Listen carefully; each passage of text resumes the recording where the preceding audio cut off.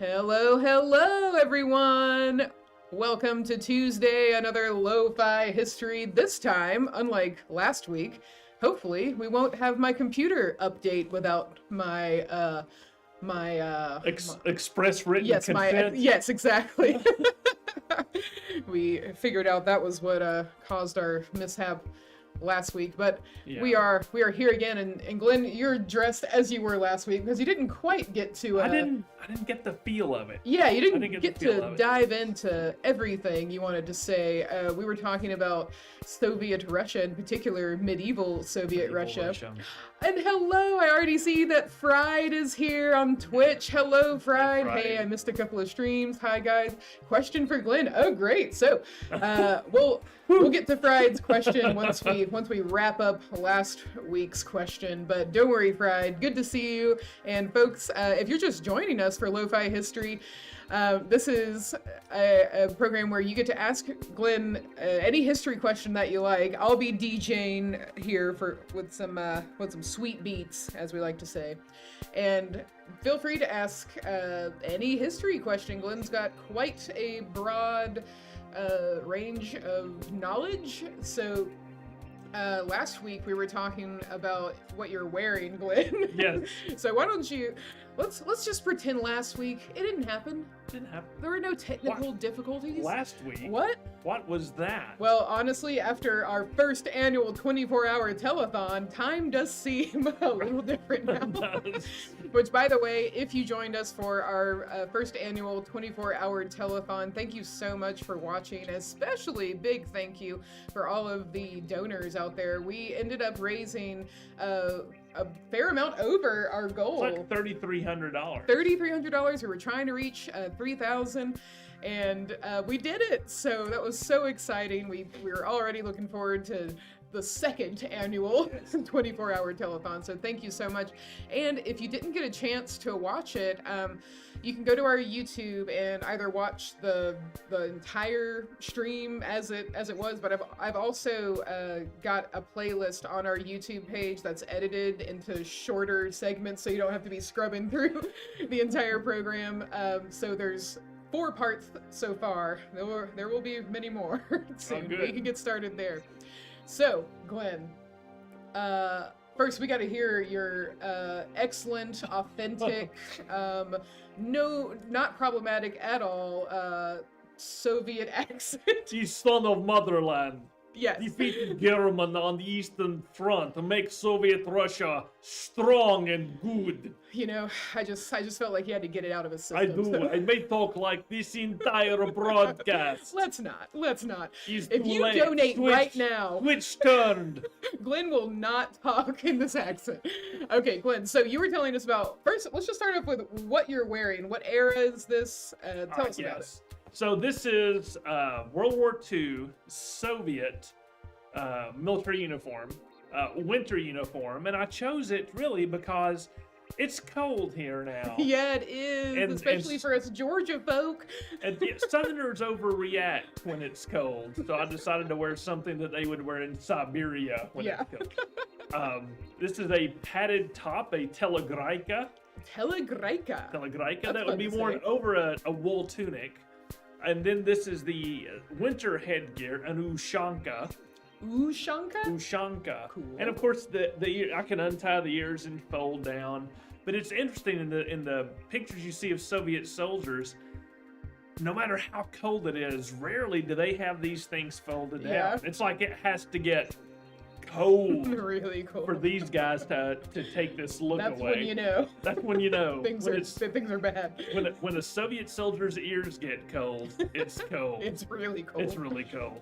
But so this is and it's interesting. I saw I don't want to get political, but I saw a political post of one of our new president's appointees. Someone was having a fit because there was a picture of her where on a trip to Russia, she had put on a novelty ushanka with the hammer and sickle symbol. Oh no. And, I personally think that's crazy, but I thought, well, I'm wearing one right now. I have this stuff in my basement. I've portrayed a Soviet several times, and I thought, seriously, am I going to get in trouble? Is this a problem? And I decided here would be my response if someone decided to call the board of directors of the History Center and say, why is our director wearing a hammer and sickle on his hat? Let's hear it. Here it is. Communism, especially as it existed in Stalin's Soviet Union, was no question morally repugnant. They did very bad things. He did very bad things in the name of communism. However, there were a lot of people, tens of millions of men who wore this uniform, who fought against the Nazis, who did things, who may not have agreed with the ideology behind the hammer and sickle, who may have agreed with it, but were fighting for something, who wore the uniform, whether they had a choice to or not, who did very brave things wearing the uniform. That's why I have this stuff. That's why I've worn it before for, living history things.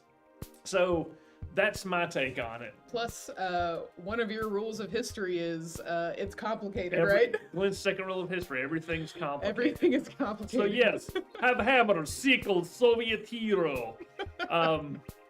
But yeah, that's what I'm wearing. Nice. And I'm nice and toasty now. I couldn't possibly explain what I'm wearing because before, like 5 minutes before Lofi History begins, I just raid the apparel that we do have. So I know this is a bonnet of some sort. I'm sure if Marie, our historian and seamstress here, was here, in fact, I wouldn't be surprised if she just busts through the door and like, what are you doing? No. Speaking of Marie, though, we do want to have her on Lo-Fi History soon, so stay tuned for that. She has quite an abundance of not only would you call them costumes? Let's say historic costumes. Historic costumes, and the knowledge to go with it. Yes. So she has a totally different knowledge. I mean, obviously, as historians, our knowledge base overlaps some. Yeah. But she knows a lot about stuff that I don't know anything about. Yeah. So I'm excited for her to join the program, and I can still be DJing and pop in on the webcam with some questions of my own because, folks, I am not the historian here. But we do have a question from Fried, and hello, Dreams in Flux. Welcome, Dreams, on Twitch. Folks, if you don't realize, we are multi-streaming, so we are on Facebook, YouTube, and Twitch, which is really cool. And in fact, I think we might be the only museum on Twitch, which is a streaming platform that's largely populated by video gamers. Video gamers. I was like, experts? I don't know. Video game esports people. Yeah. So, Fried, one of our returning fans. Hello, Fried. So they ask, what do you think about political realism, the school of political science? Is that still a valid way of looking at the world? I don't quite know if I know what I mean, I know what political science is, but I've never heard of political realism. Are you talking realpolitik? Basically the idea that politics simply must deal with the reality of the world, and thus all political decisions, motivations, compromises come down from that reality basis. Is that what you're talking about, Fried? And if it's still an applicable process? I would assume so. I don't know. I'm sure he'll tell us what he actually means in here. Yes, feel free to elaborate, Fried. But folks, if you do have any questions, feel free to chat them for us. Now, I think what he's trying to do is pull us into a modern political debate. You think he's so? Very sneaky. But I will say that, to quote some other folk, and there's no telling where this quote came from, several people have taken credit for it, but that politics is the art of the possible. And the possible simply is reality. There may be some things that a large proportion or even a majority of a people see that they want to change, that they want to make different. But the reality of the situation is people usually can't just create a piece of legislation, snap their fingers, and then make everything right or better or more equitable. things are always a process, and the only way things are not a process is if you have a violent upheaval and revolution. And then things usually go worse than the way they were before. I mean, they just do. Right. Even if at the end of the revolution, things are improved and there is a more egalitarian society with the things that the population wanted, you had to go through a lot of usually bad stuff to get there. And in the end, did you achieve it any faster than if you had simply worked within the system? But that's more a 50,000 foot analysis of the process rather than a give specific examples as to whether it's still a viable methodology. Well, Fried says political realism is basically power politics broken down quite a lot. Think Machiavelli, for example. And then goes on to say political realism was quite prominent after World War II in the USA. Lots of scholars followed that school of thinking. I don't think hindsight is 2020, and looking, this is part of the advantages we have today in whatever today we're in, right? We can look at the past and we can see how things turned out, how things might have been a good decision, a bad decision, a best informed decision, a poorly informed decision. And looking back at post-World War II United States policy, especially the political realism, especially in terms of foreign policy, the reality of the situation was based on some prejudices, but also a total lack of information, right? The Iron Curtain was a thing. Information did not go through that unless it was via best guess or espionage. So we didn't know what the Soviets were thinking. The Soviets didn't know what we were thinking, really.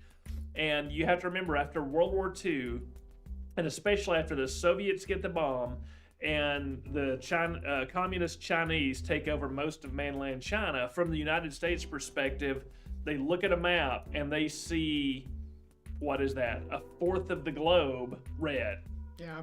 And for all we don't know that there's this conflict between the Soviets and the Chinese. Right now, all we see is, because what they're saying is we're all big communist brothers, and there's this huge blob of red that looks like it could easily swallow up everything else that it touches. And so the United States has to go, we need to watch out for this, because they're not only political and economic changes, but very real, very closely held ideological differences as well between those two societies. And I mean, if you don't believe me, that's why it's called the Cold War for 40-something years. Right. So I hope that was a satisfactory answer, Fried. Thank you so much for your question. Thanks for being here again. Hello, Hat Mouse. Hello, Caleb on Twitch. Welcome. And Dreams in Flux has a great question that I don't know if you'll know the answer to this, but what's the real history behind French toast? Oh, well, I don't know. Now, I feel like I heard, like, I have no basis for this, but like, because you're using dried bread, that maybe like stale bread, it's a way to be a bit more thrifty with food. I thought it was croutons. Maybe that's the same. I don't know. Let's elaborate on what we don't know about the history of French toast, though. I do like it. No, I think it's an interesting question, because much of what we who are primarily English language speakers, there are a lot of foods, and I'm not going to be able to think of but 2 or 3. There are several foods out there that we identify based on a nationality, right? Mm-hmm. There's French toast, there's French fries, there's English tart. Well, that's American. German sausages, because sometimes it came from the country, but it's also our perspective. Right. It's our perspective of what came. And so I'm not a culinary historian, but I do like to eat. and I think that there's toast, which is just taking the bread, heating it up, and making it a little crispy. Some people just like toast because they like it better than fresh bread, right? Yeah. Soft bread. And then French toast, you put eggs on it, and then you fry both sides. Oh, that is fancy. Very Oh, fancy food must be from France, yeah? Here we go again. Here we guys. go. Avant-garde. So I don't know the history of French toast, But I and, think- and the real history behind it. Someone may be able to Google it faster than Yeah, we can right. talk I was about about to say, like, either we need to come back and give Dreams and Flex an answer, or someone Google it really quick. Hat Mouse, welcome. I see you're here as well. And Caleb says the Soviet emblem was a hammer and a sickle stamped on the globe. After all, yes, going back to our previous I mean, conversation. yeah, he's right. It starts off as a hammer and a sickle, and then as the Union of Soviet Socialist Republics start, they put it on a globe so that it can represent the worldwide brotherhood of peasants and workers, whether they want to be part of the Union or not. Or not. Fried also, it says it was a common food in many parts of Europe under different names to enjoy old bread. And in Germany, where I believe fried is from, it's called, oh no, am I gonna get it? Armer Ritter? And that means poor knight. Interesting. Oh, So maybe there's some Yeah. connection to sort of it being a way to make the bread useful or last. perhaps, you know? yes. Caleb says, food sounds more exotic if it's written in French. It really does. Yes. And I remember definitely. when I went to France, they had a hamburger, which was an interesting, but it was a hamburger au cheval. Oh my, and that au does cheval, sound fancy. I knew meant horse. And I was Whoa. like, is this a hamburger Uh, made of horse meat? And was I it? immediately had to order it. can't waste that opportunity.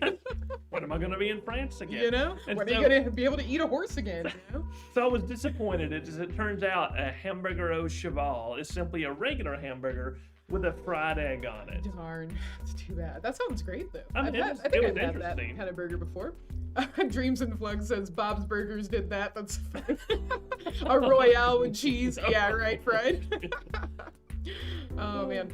So guys, please feel free to get your questions in. But in the meantime, so Glenn, we have some cool programs coming up. And maybe you could give us a little bit of a teaser for our next few programs. So tomorrow we are doing a rerun of our program about Black patriots in the American Revolution. And we have an excellent interpreter named Mustafa Slack who portrays Austin Dabney and British Freedom, two actual people who took different sides of the American Revolution, so you get to see their perspectives and hear from them. And then Glenn goes into a program to offer even more context. But Glenn, can you sort of introduce the topic for us, and what will we learn? A little bit of what we'll Just a learn little tomorrow. bit, yeah. So this is talk about the hidden history. This is one of those things that unfortunately hasn't become very common knowledge in today's classrooms, but the role of African Americans in the war for independence was pretty significant on a lot of different levels. So we've chosen two gentlemen to represent. One is British Freedom, who was an enslaved African. I should say an enslaved African American. He was born here. That would, as far as we know, right? Because that's the sources Right. are tricky because they're not always complete. They're not always first person, let's say. But he takes advantage of the British offer that if you are a slave and you run away from your rebellious masters and come to us, you will be granted your freedom, and especially if you enlist in the British Army. Well, this person takes advantage of that. And so in tomorrow's program, he tells the story of how he did that, what his motivations are, what the outcome was. Yeah. Austin Dabney is a really interesting fellow. We chose him because he is a Georgian, and he was someone who was also, he began the war as a slave, but secured his freedom and became a very renowned and prominent member of society, especially in and around Savannah after the war. Really interesting figure. And the role of African Americans, again, has been, I don't know if I would say purposefully downplayed. I think the sources have been so sparse that people who are interested in it haven't been able to pull it out until recently, when people have really been going into the sources and really been digging through these things. And now we're pretty sure that by the end of the American Revolution, that the Continental Army was probably 10%, as much as 10% freed African American. Wow. 10% of the force of Washington's Continental Army that held the country together and ensured independence, 10% of those were African American. Yeah. Fascinating. Absolutely. And I also just got to give Mustafa a shout out for bringing those characters to life, especially when you don't have as much information as you do with other historic characters. So he does a Right. fantastic job. You'll get to see him and Glenn tomorrow for that rerun of the program on YouTube and Facebook. That's going to be at 2 p.m. Eastern, so be sure to join us for that. Now, I'm curious to know if you'll know this question posed by Fried. What can you tell us about Western martial arts? Everyone's talking about Kung Fu and Karate and all, probably because of the popular Netflix program Cobra Kai. Yes. Very few talk about Western art of fighting. So, what do you know? Did he stump you? No, he didn't. Oh, good. He set me on a path that we may not finish with today. Yeah. European martial arts, the idea of European martial arts almost didn't exist 30 years ago. But people who began to research and find these old fencing manuals, sword manuals, wrestling manuals, as well as just period illustrations, some of them without context, of people fighting. But it wasn't just people fighting. When they really started to examine these from a martial arts point of view, from a body language point of view, they realized that a lot of these illustrations were actually showing something that was like a move or emotion. And so a few people started to seriously put forth the idea that, yes, when we say martial arts, we think of ninjas and kung fu and karate and things like on Cobra Kai. But the idea that the Europeans had a martial art or series of martial arts too really didn't carry through until about 30 years ago, and people really began to practice it. They began to look at these old manuals and get replica swords and like sort of put themselves in what initially looked like awkward position. But then they would go from this illustrated awkward position to this illustrated awkward position.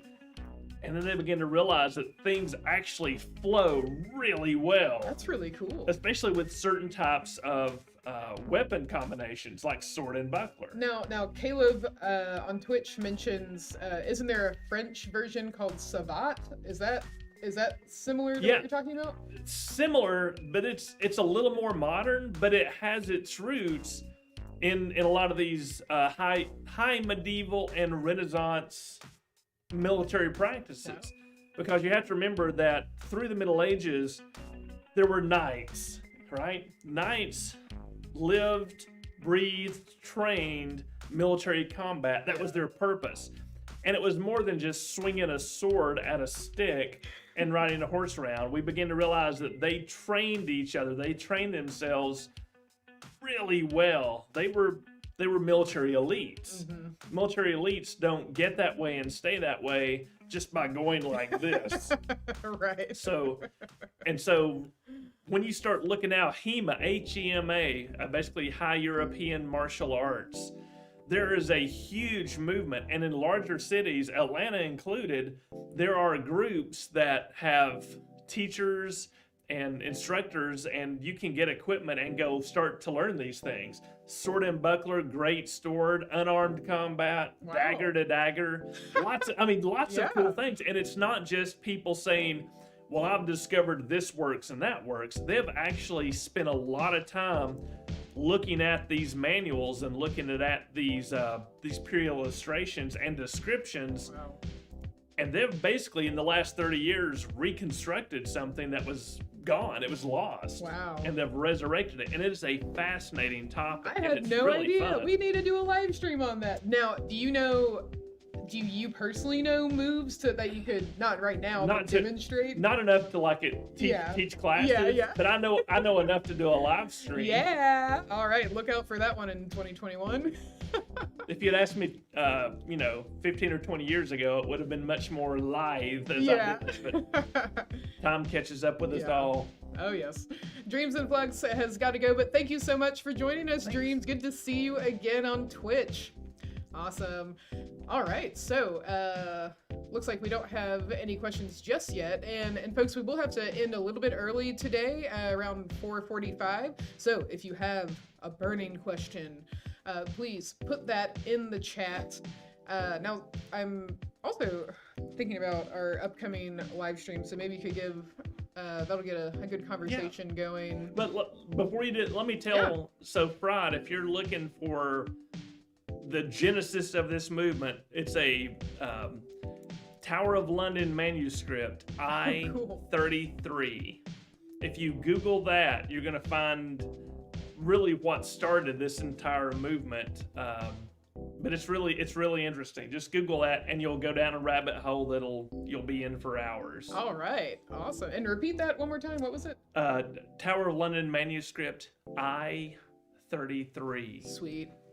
Now, I'm glad I looked at our upcoming events, because we have a really fun virtual family day coming up, and this time it is going to be Frontier Christmas. So that's going to be super fun, because we're going to be having songs, carols, activities, crafts, all to do with specifically the era of the expansion of America, the frontier.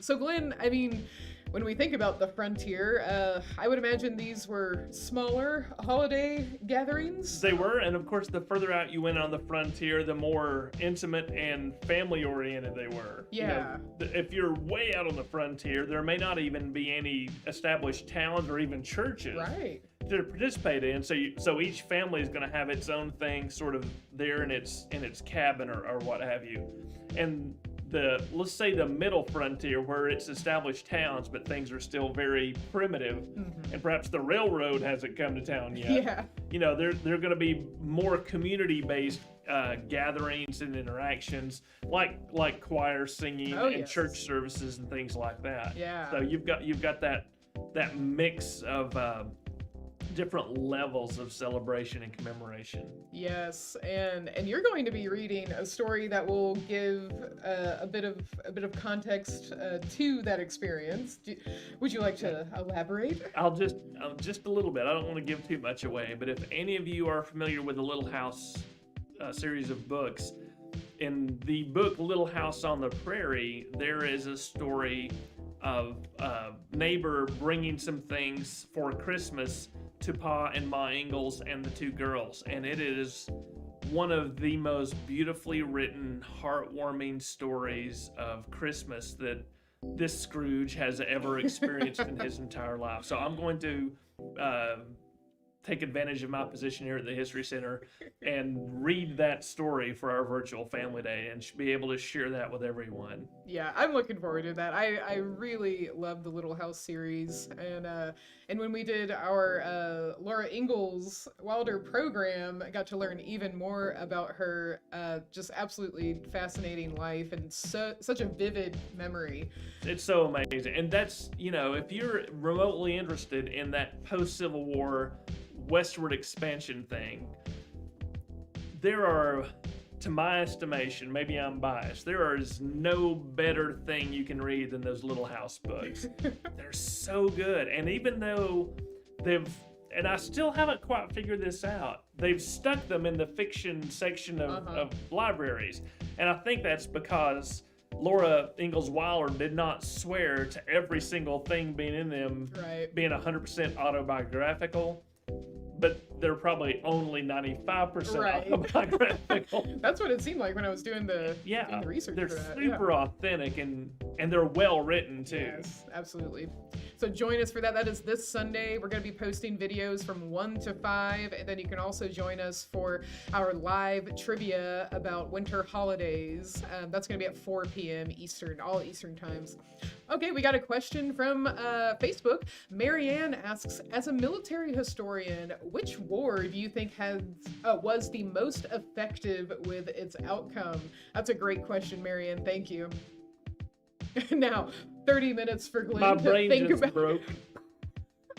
While you're thinking, Sue Small also looked up manuscript, was it I-33? Yes. She says, oh my gosh, total rabbit hole, I'm sure. Bye. Have fun. But yeah, so as a military historian, I mean, consider all the wars. What had the In most effective outcome? So See, when you ask me this, I'm thinking all the way back to ancient Greece and Rome. Okay, actually, I will pick ancient Greece. okay, I have to. yeah. So long ago, there were these Greek city-states. They barely considered themselves Greek. They were Athenians or Spartans or Corinthians or something like that. And they warred with each other over slaves and land and markets and things like this. Well, suddenly there was an outside agitator who came and said, we demand all of your tribute. We want to be your overlord, and we'll come and kill you if you don't do it. But we're so big that you'll probably see how big we are, and you'll just acquiesce and make us your overlord. And this was the Persians, the Persian Empire. They were massive. They controlled much of what is now Iraq, Iran, India, parts of Afghanistan, Pakistan, perhaps up into they were huge. Wow. They were a very long-lived empire, and they were very rich. And here's Greece, right? Just a little peninsula parts over here, and comparatively they're not that rich, but Greek culture is basically individual farmers who take up weapons, join together with their fellow citizens, and fight wars. Wow. And so when the Persians came over, there were two main city-states, Athens and Sparta, who said, no, we will not submit.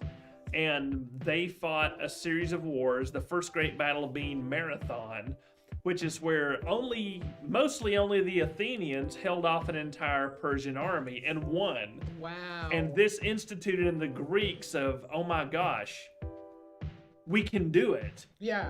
We can maintain our independence, and they're the other, and we beat them.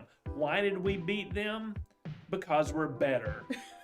Now, But so, I mean and so like better strategy wise, or just their culture, who they were, how they lived, the idea that free men, now they owned a lot of slaves, Right. but for the purpose of this guy, but the free, simple men who were citizens in a democracy were simply better men. They had better government. They had better love of their homes than the slaves and the underlings who fought for the Persians. I see what you mean. So that was from their perspective. That was from their perspective. And they carried that on in Thermopylae, and eventually the Greeks defeat the Persians in what is known as the Persian Wars, right? Those are significant because they establish at the root the Western ideals of individualism, of democracy, of a philosophy that is based on observation and reasoning and a Socratic method that is still with us today. Yeah. And if the Persians had beat them, none of that exists. And most of Western history is very, very different. Wow. Well, So there's your answer. that was a good answer, I would say. The Persian Wars. And a good question. Thank you, Marianne. All the way back to the 400s BC. Going back to, I'll ask Caleb's question. Fried also mentioned that Western weapon martial arts is interesting, but I find pugilism fascinating too. It's they say, especially all the ways it's different from modern boxing. We all know the image of the guy posing in the classic pugilism stance, one fist up, one fist down, but that stance made sense back then. Sorry, getting carried away. No, please get carried away with us with history. Caleb has a great question. I'm interested in this one too. So, was there ever a battle where 3 enemy armies met on the same field to fight each other? So, like, you know, where they're all enemies, no one's on the same side?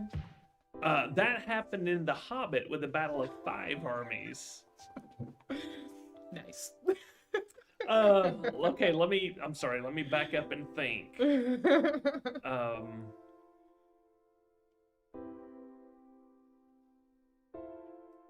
I want to say that there were a couple of instances in the Roman part of history where you have some activity going on, say in Egypt or in even northern Africa with the Carthaginians.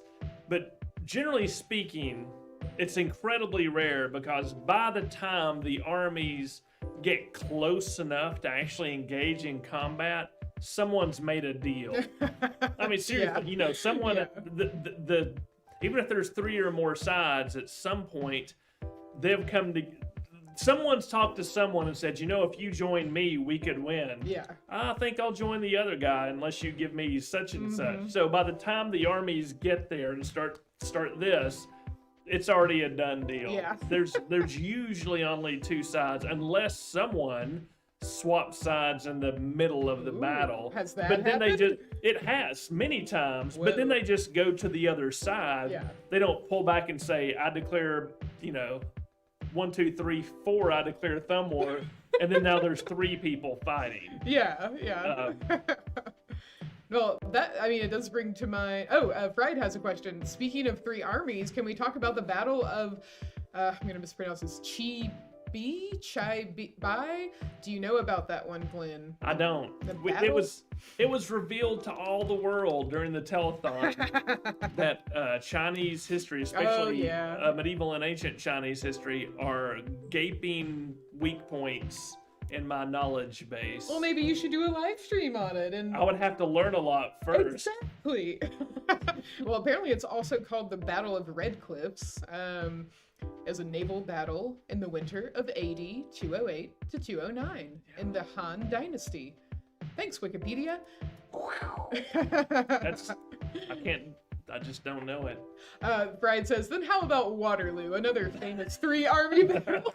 But they were only 2 sides, right? Okay, explain Waterloo. Okay.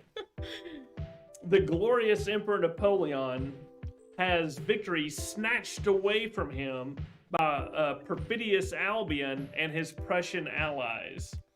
So this is, Napoleon has raised another army after being kicked out of France. He comes back, raises an army.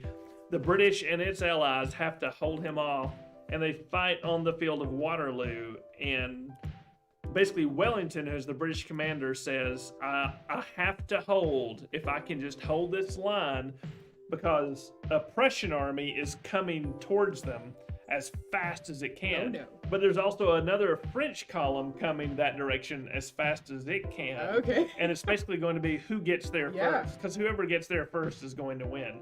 Well, Blucher and his Prussians show up first, and Napoleon is defeated in 1815. Ooh. That's where he met his Waterloo.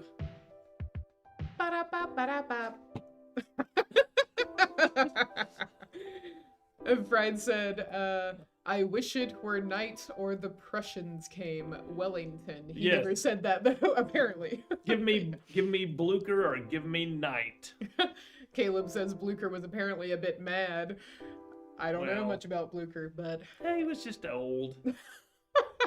He would You rub get his mad when body you get with old. gin because he thought it helped his aching muscles and joints yeah. in the middle of a battle. Yeah, right. That's interesting. Well, we're coming up on the end of our time here for today. We're ending a little bit early.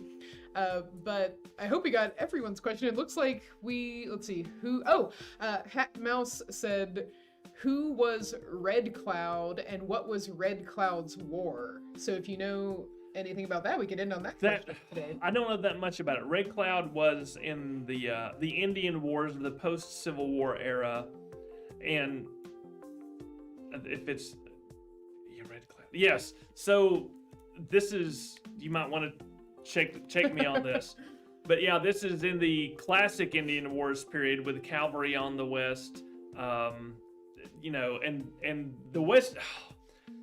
Indian War, we say Indian Wars, and usually people think of Sitting Bull and things like that in the western part of the United States, but you have to remember that there have been Indian Wars going on since the Dabney people landed at Jamestown, and they've just gotten bigger and bigger and more involved.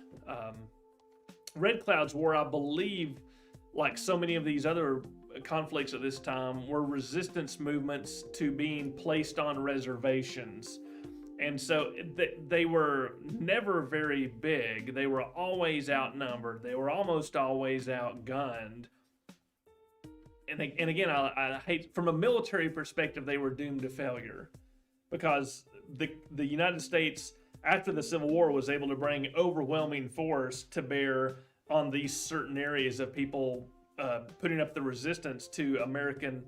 At that point, it's not even expansion, because they're already there, right? We're already to California. It's the ever shrinking area that the Indians have to live and to hunt, and they're saying, well, we'll put you on a reservation. Well, no. So then we'll fight, and there'll only be 50 of us that can band together against 2,000 American soldiers. You're not going to win.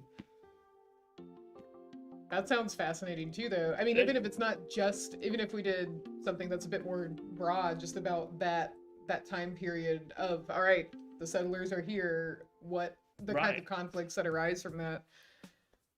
I mean, that's the frontier, right? Yeah. That's the frontier, is these differing visions of who should live on the land, how one lives on the land, how a culture sees the land itself. Can it be owned? Can it be written out on a deed that this is your land? Europeans and Americans say yes. Native Americans have a different view of things. Which one is more legitimate ideologically? That's arguable. But the one with the most guns usually sets precedent. Yep. And we'll have to end there. There's a happy note to end on. No. We'll end on Caleb's suggestion. Caleb on Twitch suggests a cool book to read by Saul David called Military Blunders. Have you heard of that before? I think I have. I may even have that on my bookshelf. You might. Caleb. Not that I could remember reading it the last time, but yeah. Well, thanks everyone for joining us this week.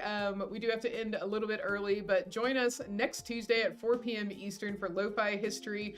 I'm going to see if we can get Marie on the stream. I think she would have a good time. Thanks for joining us. So, and we hope to see you tomorrow for our 2 p.m. Eastern rerun live stream of Black Patriots and the American Revolution. We also have a members live stream this Friday, a celebration of Jane Austen, because it is her. Oh, hey, Make Mistakes. Thanks so much for joining us on Twitch.